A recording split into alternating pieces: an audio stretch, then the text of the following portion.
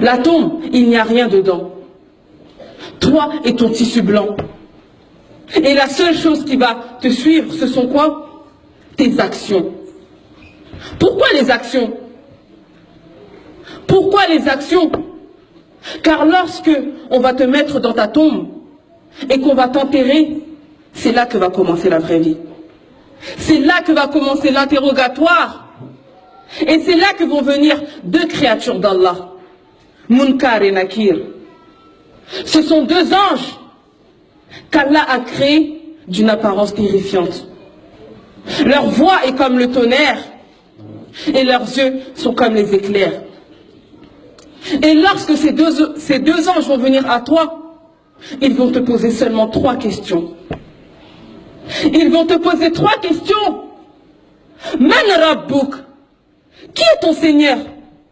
Ma dinuk? Quelle est ta religion? Wa man rasouluk? Et qui est ton messager?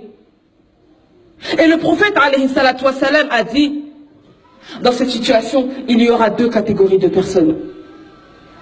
Quant au croyant, il a dit le croyant, il n'a pas dit le musulman. Rien que cette parole doit nous faire peur, car ça veut dire que même nous qui sommes là aujourd'hui, pourtant on est tous musulmans, mais même nous qui sommes là aujourd'hui, peut-être qu'on ne pourra pas répondre à ces questions. Car il a dit le croyant, celui qui aura sacrifié sa vie pour la religion, celui qui aura voyagé à travers les versets coraniques, celui qui avait compris que cette vie n'est rien du tout comparée à celle de l'au-delà, celui qui aura aimé Allah d'un amour sincère, cette personne dira « Allah est mon Seigneur ». Ensuite ils diront « Quelle est ta religion ?» Et là il a dit « Celui qui suivait l'islam, celui qui priait à l'heure, celui qui aimait Allah subhanahu wa ta'ala, celui qui n'avait pas honte de montrer sa religion, qui n'avait pas honte de se dire musulman, qui n'avait pas honte de montrer sa religion, il dira ma religion est l'islam.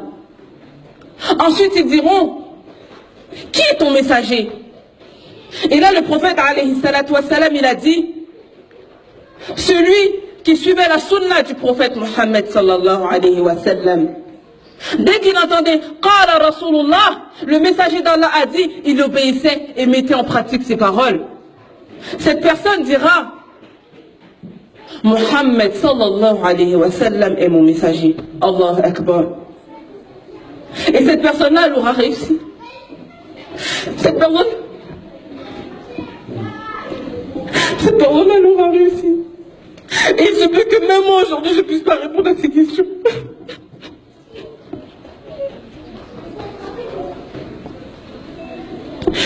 Cette personne-là, elle aura réussi. Et Allah subhanahu wa ta'ala ordonnera à ce qu'on élargisse sa tombe. Et que sa tombe soit une demeure du paradis. Qu'on lui ouvre une porte du paradis. Et à ce moment-là, il sentira l'odeur du paradis. Et cette personne-là, elle aura gagné. Mais le prophète alayhi salatu wassalam,